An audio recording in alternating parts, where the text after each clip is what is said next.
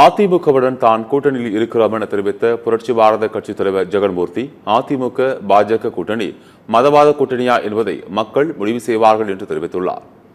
சென்னை பூந்தமல்லியில் புரட்சி பாரதம் கட்சி சார்பில் அம்பேத்கரின் 135வது பிறந்தநாள் விழா கொண்டாடப்பட்டது. விழாவில் கலந்து கொண்டு செய்தியாளர்களை சந்தித்த ஜெகன்மூர்த்தி, அம்பேத்கரின் கொள்கையை பரப்பிதான் புரட்சி பாரதம் கட்சி இன்று தலைநிமிர்ந்து நிற்பதாக தெரிவித்தார்.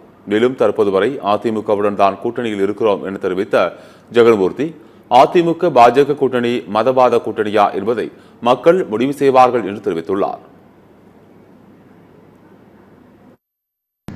இப்ப வரைக்கும் புரட்சி பாரதம் அதிமுக கூட்டணியில தான் இருக்குது.